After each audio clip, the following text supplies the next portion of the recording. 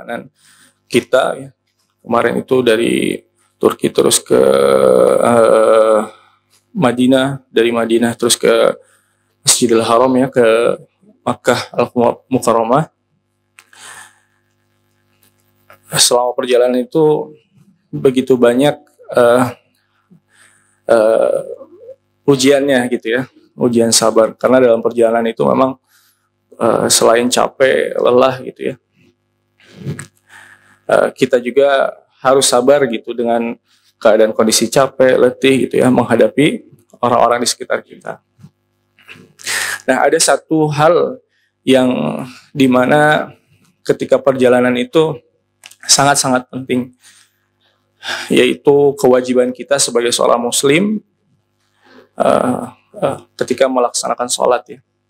Alhamdulillah dengan adanya keringanan dari Rasulullah SAW, kita bisa melakukan jamak qashar ya, dua rakaat. Tapi ketika kita sudah di Madinah, lalu juga sudah di Mekah gitu ya, perjalanan kita menuju masjid itu tidak seperti ke As-Salam ya. Ke As-Salam ini hanya mungkin berapa meter saja ya, hanya 200 meter, mungkin 150 meter ya. Dalam waktu kurang dari 5 menit juga sudah sampai gitu ya. Nah, jalan menuju Masjidil Haram itu tergantung tempat tinggal nanti kita di sana. Itu ada yang setengah jam bahkan ya, ada yang 10 menit, ada yang 5 menit, itu begitu turun hotel, keluar gerbang langsung masuk gitu ya. Tapi itu kelasnya kelas luar biasa ya. Nah, terus ada juga yang 10 menit lah, agak jauhan sedikit jalan. Ada juga yang 15 menit. Nah, saya waktu itu kebagiannya yang sekitar 25 menit lah. Gitu. 25 menit jalan gitu. Dan 25 menit jalan di sini berarti sama kayak kemana ya? Mungkin ke depan Ring Bandung ya. Ke itu ya, ke apa namanya, Gapura mungkin ya. 25 menit. Nah, itu tuh untuk sholat 5 waktu itu perlu perjuangan ternyata ke Masjidil Haram. Nah, di sini saya menemukan begitu nikmatnya sholat berjamaah gitu di masjid gitu ya, karena menempuh perjalanan yang tidak biasa gitu, apalagi di samping itu sholat gitu, dimana ketika kita sholat di situ pahalanya dikali lipat gitu ya, dimana di tempat di situ Nabi sholat ya, para sahabat sholat, itu rasanya luar biasa. Nah, mungkin dari sholat ini yang Allah tegur saya itu ya, untuk meng-cross check kembali ketika saya sholat berjamaah, ketika bukan di Masjidil Haram, ketika di sini. Menyampaikan sebuah hadis dari Rasulullah SAW. An Abi Hurairah radhiyallahu anhu, qala Rasulullah sallallahu alaihi wasallam, inna awwala ma yuhasabu bihil abdu yaumal qiyamah min amalihi shalah, min amalihi salatu, fa in salahtu fa in saluhat faqad aflaha wa anjaha, wa in fasadat faqad khaba wa khasira, fa in intaqasa min faridatihi syai', qala rabbul azza wa jalla, unzur hal li 'abdi min tatawwu' fayukammilu minha man taqasa min al-fariidah thumma takunu sa'irun a'malihi 'ala hadha, rawahu at-Tirmidzi wa qala haditsun hasan. Dari Abu Hurairah radhiyallahu anhu, beliau berkata, Rasulullah sallallahu alaihi wasallam bersabda, sesungguhnya amal yang pertama kali dihisab pada seorang hamba pada hari kiamat adalah salatnya. Maka jika salatnya baik, sungguh ia telah beruntung dan berhasil. Dan jika salatnya rusak, sungguh ia telah gagal dan rugi. Jika berkurang sedikit dari salat wajibnya, maka Allah Subhanahu wa taala berfirman, lihatlah apakah hambaku memiliki salat sunnah, maka sempurnakanlah apa yang kurang dari sholat wajibnya. Kemudian begitu pula dengan seluruh amalnya. Hadis riwayat Tirmizi, dan beliau mengatakan hadis tersebut hasan. Nah, faedah dari hadis ini yang pertama adalah perkara pertama kalinya sholat itu akan dihisab pada seorang hamba dari perkara ibadah pada hari kiamat. Itu pertama kali kita akan dihisab oleh Allah Subhanahu wa taala adalah sholat. Saya berpikir waktu itu ketika saya melakukan umrah gitu ya, telah sudah tawaf gitu ya, terus juga telah mengunjungi makam Nabi segala macam, itu merasa puas. Ya maksudnya alhamdulillah sudah selesai gitu. Padahal sebenarnya di situ ada perkara yang wajib yang harus kita tegakkan ya. Bukan hanya umrohnya, bukan hanya berkunjung ke makam nabinya ya, tapi salatnya. Karena Allah Subhanahu wa taala akan menghisab, pertama kali kita dihisab oleh Allah Subhanahu wa taala adalah salat kita, bukan umrohnya, bukan berkunjung ke makam nabinya, bukan tilawah Al-Qur'annya di sana, bukan tahajudnya, tapi salatnya, salat berjamaahnya, salat 5 waktunya.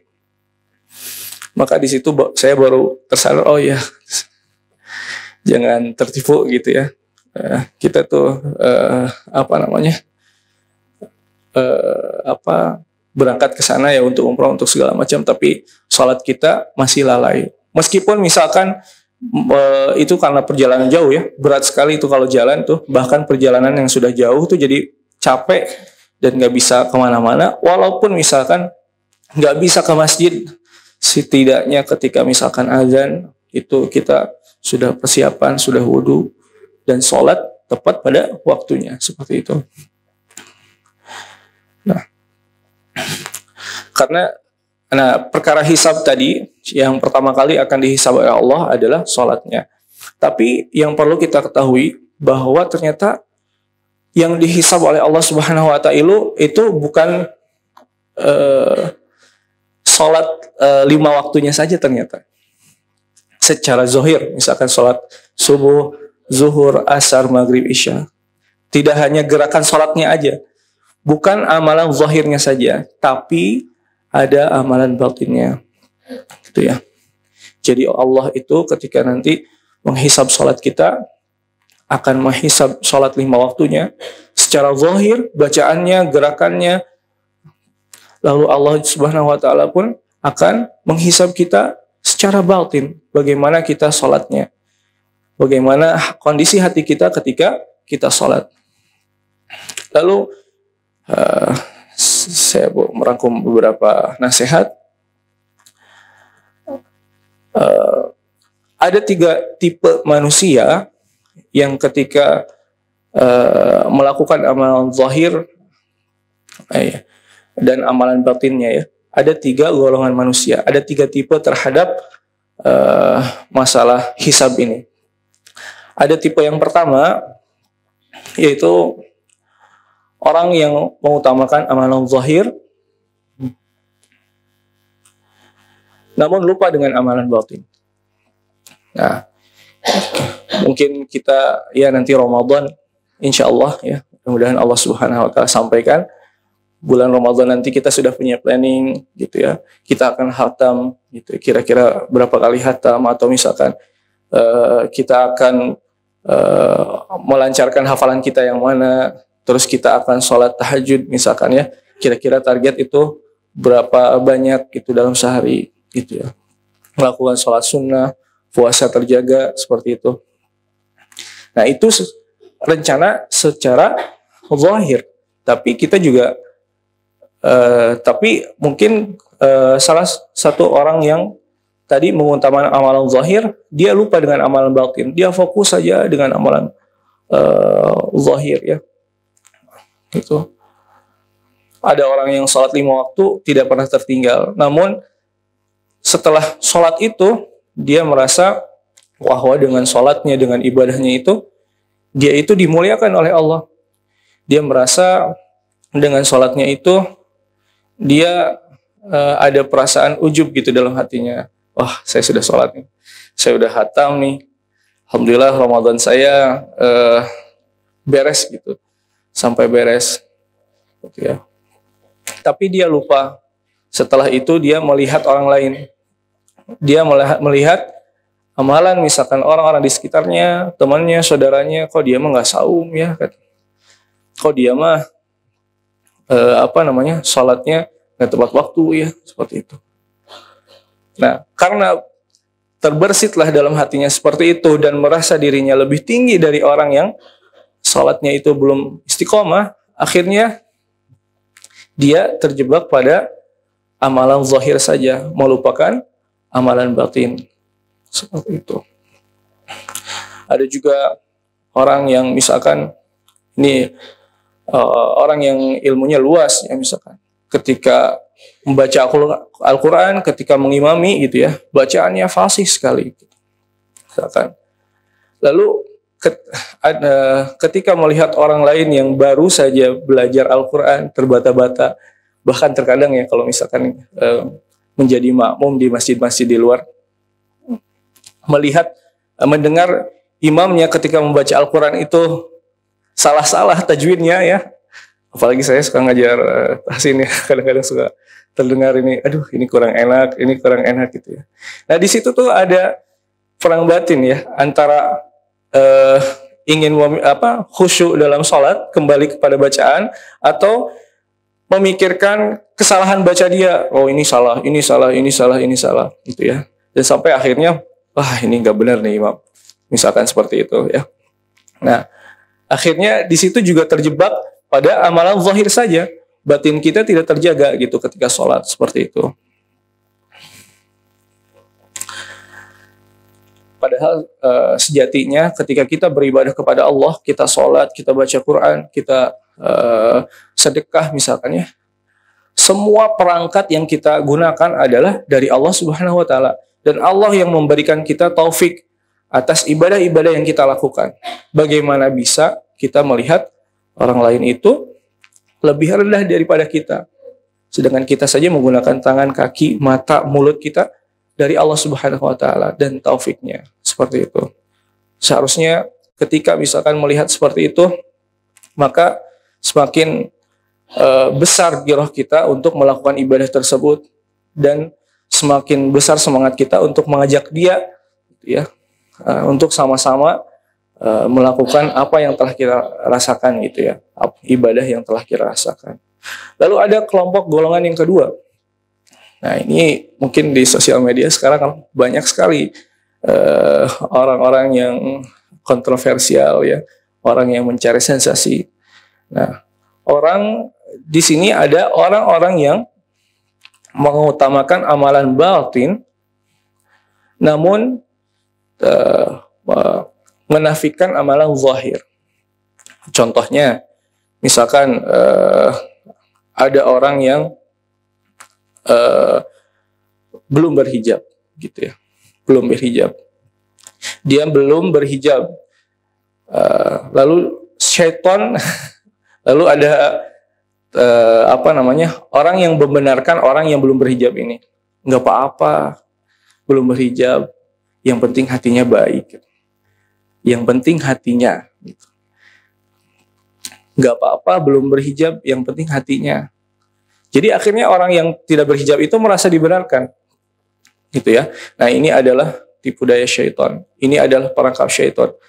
Ketika dia merasa menjaga hatinya, tapi dia meninggalkan kewajiban dari Allah Subhanahu Wa Taala untuk menjaga aurat, gitu. Banyak sekali ya sekarang di sosial media yang seperti itu. Syaitan membuat seolah-olah amalan zahir itu tidak ada gunanya tanpa amalan batin, dan hanya amalan batin yang lebih utama. Padahal amalan batin itu tergantung dari amalan zahirnya. Ya, kalau misalkan batinnya baik, dia pasti sholat. Kalau batinnya baik, dia pasti menggunakan hijab, gitu ya. Lalu juga ada ketika seseorang misalkan nih ya, misalkan dia memiliki status hubungan ya dengan lawan jenis misalkan. Dia misalkan pacaran gitu ya. Pacarannya nggak tahu nih yang syar'i atau yang konvensional ya. Kalau yang konvensional itu dia udah nggak ada batasnya lah gitu ya. Udah ada juga yang syar'i gitu ya, manggilnya tuh bukan sayang atau gimana tapi akhi misalkan ukhti, insyaallah gitu ya.